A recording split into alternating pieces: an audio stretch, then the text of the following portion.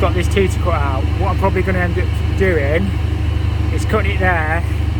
I'll probably have to cut it down there on them 2 elbows as well and bring it through, because I haven't got enough room to get these slip joints in. It's just too big. So I just need a little bit of space to work. Obviously I'll have to cut it up there, probably put a slit, socket, T there somewhere, and then just bring that back in with 2 elbows. We've obviously done a temporary repair. We just need to, the worst bit's just going to be getting rid of the pressure on this, because it's red hot water. It's probably, what are we at? We're at 70 degrees.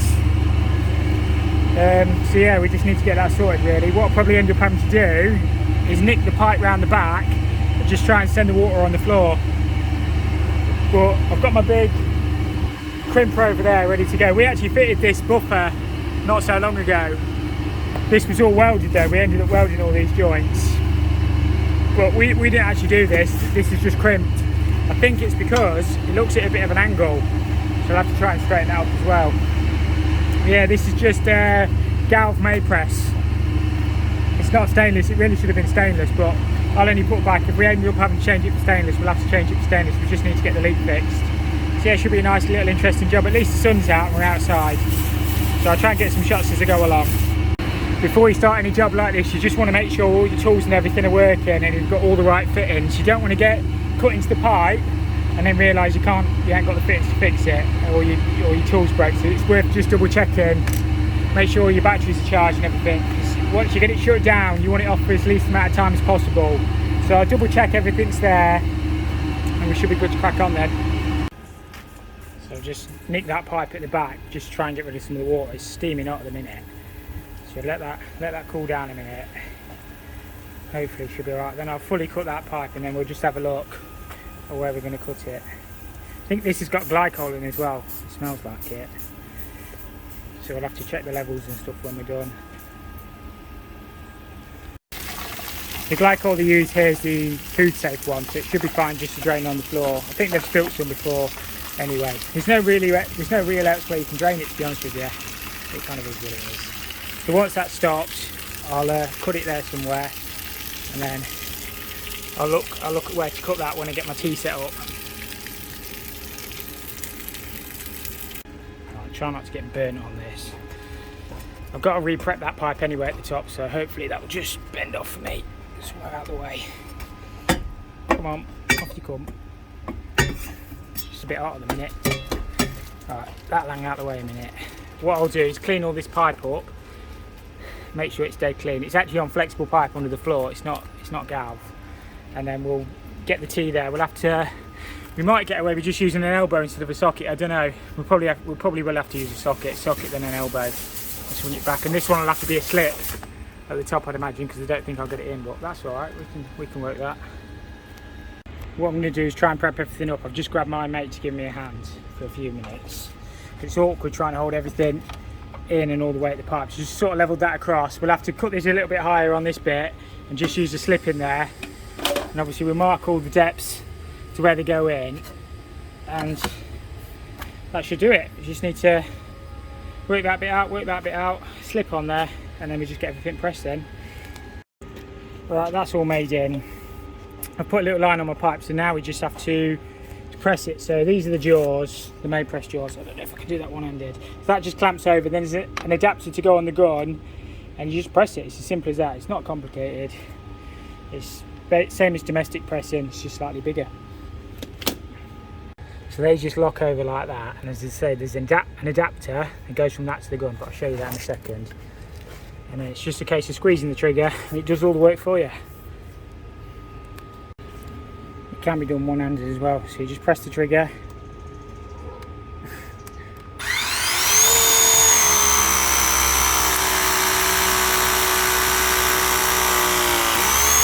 That's it, job done. Easy as that. Right, the final joint.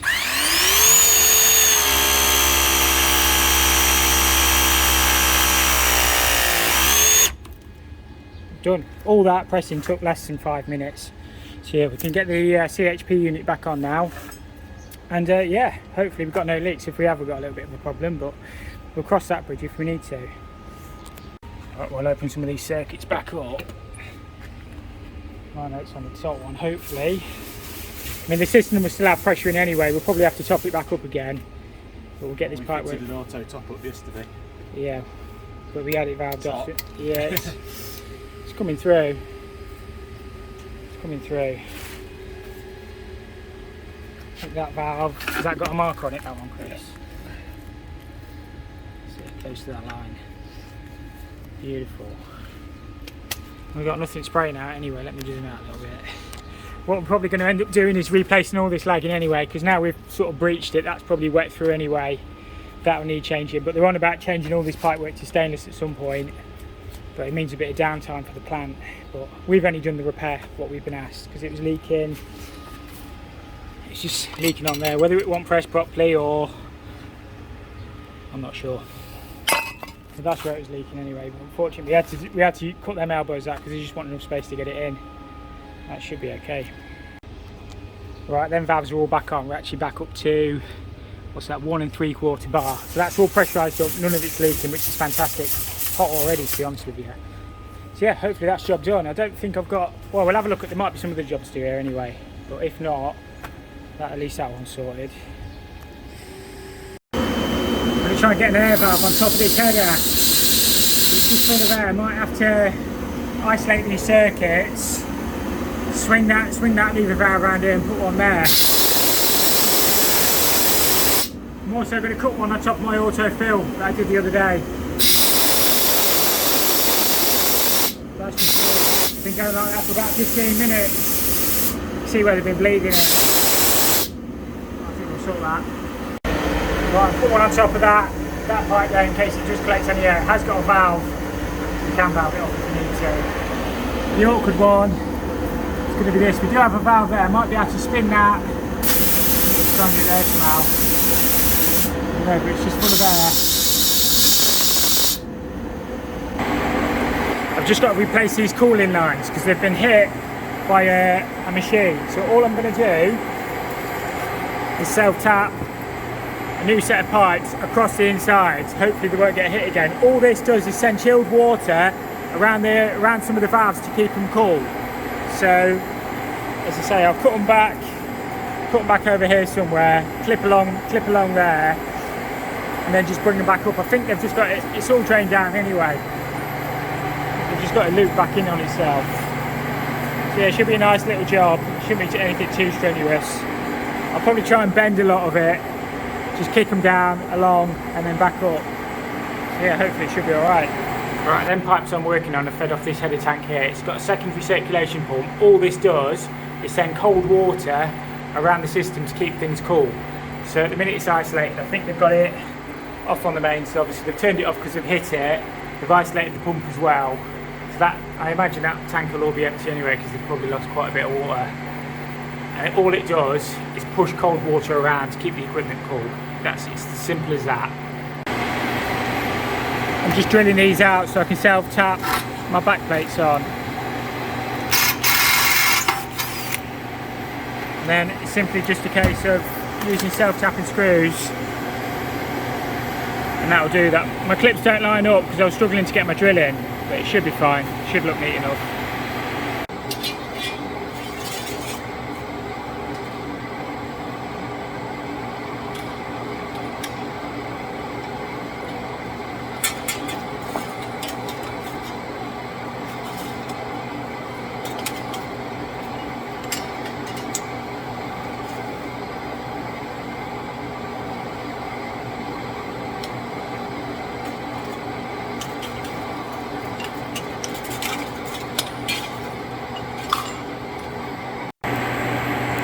We just need to put a slight kick on this end just to bend it down. So if I put a little mark on my pipe, somewhere there, I know I just need to fold that into that pipe. And that's the first one in. That's just got the air valve on the end. And then this second one, we just have to link back into where that lever valve is. Right, at least that's out of the way, so nobody's going to hit this again. I know we've got this bit here, there's not too much I can do. It's more when they come around this corner, they've been whacking it. So I'll get this one cut there. We've kept it out of the way of that valve at that far end. So we'll get that cut there. There'll probably be a bit of water, so I'll just grab my little dish. Get that marked off.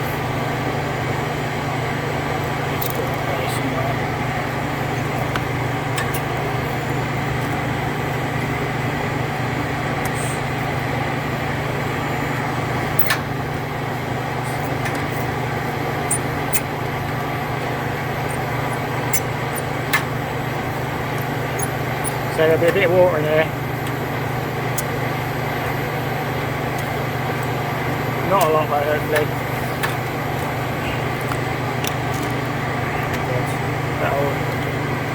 That'll go on there, that'll be fine.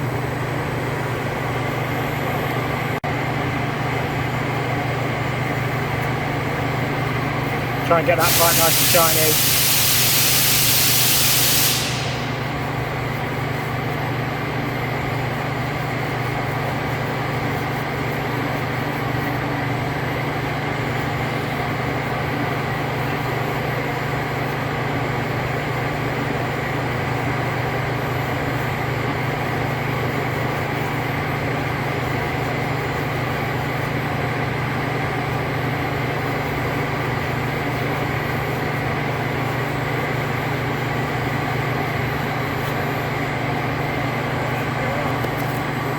A little bit on that side. Should be fine.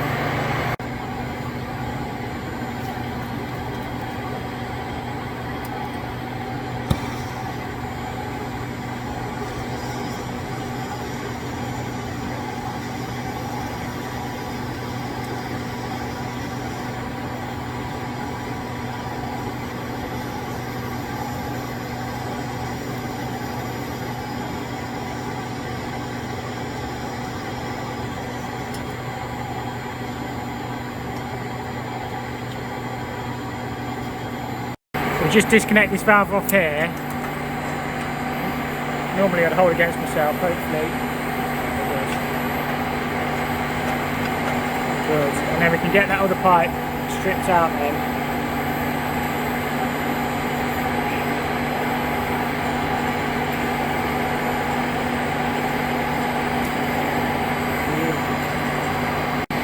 What I'll do is bend that pipe onto my clips, and then we'll just bring it round and bring it up here, and then we'll connect back onto this, but we'll put this assembly back up here somewhere, and then I just need a female iron, and then we'll swap that back onto that, and that's that bit done then. Right, I've bent that bit in there. I'm just working out where it's going this end. We just need to put a kick to kick it back up onto that other pipe, and that'll be perfect. And then, as I say, we'll just mount that assembly back on. So I'm pretty happy with where that's coming along. Just had a bit of pipe in there, so we can mark that end off now. And all we need to do is kick it from about there straight up and in, so it'll just go like that, and that'll be perfect. I'm pretty much done with this bit. I've just got to put that last filter on there. Just need a main line out of the van. That'll go on there. And then I'll have to get some lagging. I don't know if they've got any on site. But yeah, nice easy job. So I put all that pressure gauge and everything back on how it was. Tied that back in there. Should be fine. And then obviously connected that up. So I can always pop back and do the lagging. I've got plenty to crack on with on this site today anyway, so should be fine. I don't know if they want it filling up yet, because some of the hoses aren't connected round on the equipment. So I don't know, basically all it does is keep these valves and stuff cool. I'll go and find somebody to see if they want it switching on. But apart from that, it should be happy days. But I've just popped on this job just to do a full heat loss calculation for one of the other lads. What we're doing here, before it had storage heaters in, we're putting an external combi in. We're running upstairs and downstairs circuits. Unfortunately on this job, some of the joists aren't very thick, so we're having to use speed fit just because they're not very deep, so we're having to just drill the joists. So obviously it'd have been ideal in copper, but you can only do what you can do. He's got the Milwaukee radiator out, look. He's a Milwaukee man. So some of these joists have already been a little bit butchered, so we're going to use the old notches where we can, where they've already been cut, and sort of go from there. Obviously we're using it in speed fit. We've got a new cast iron saw stack going up on the outside that's grade 2 listed. So this is going to be the bathroom. I've not got the drawer in anyway. Well, my mate's got the drawer in, but I think toilet's going there. I think there's a bath and a shower going in there as well, and basin. So it should be a nice little job for him really. What else we got? As I say, upstairs and downstairs circuits. All the walls all the external walls are being insulated out. put a supplying, he's even put a double check valve on. I've taught him well.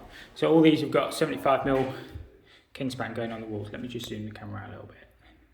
So 75mm kingspan, so they're boarding these out, studding them out and then insulating them to try and make it a little bit more energy efficient. And then, as I say, 2 zones. So what I'm going to do is just quickly go around and measure all the rooms. And obviously with the new building regulations, we're obviously supposed to get ideally a flow temperature of 55 degrees. So we'll probably overspec the radiators a little bit, just to obviously get the flow temperature down. And the other good thing about sort of drilling the joists is we should be able to get some lagging on in between as well, rather than if you notch them, you're not going to be able to get any lag in. So I think before it just adds storage heaters and then just a gravity hot water cylinder. So yeah, I'll quickly go around and measure the rooms up. I've got a laser pen measurer thing. I'll do a heat loss for it. Yeah, this will be a nice job for him really. We'll probably be on this job at some point and give him a hand with the cast iron saw pipe anyway, because I don't think he's done one of them before. And obviously we'll give him a hand with the boiler as well, because he's not quite got his oil qualification yet, but he's fine running all the heating circuits and everything. It looks like builders had a bit of the wall out there on the floor. I'm not too sure what that's for. But yeah, this will be a nice job.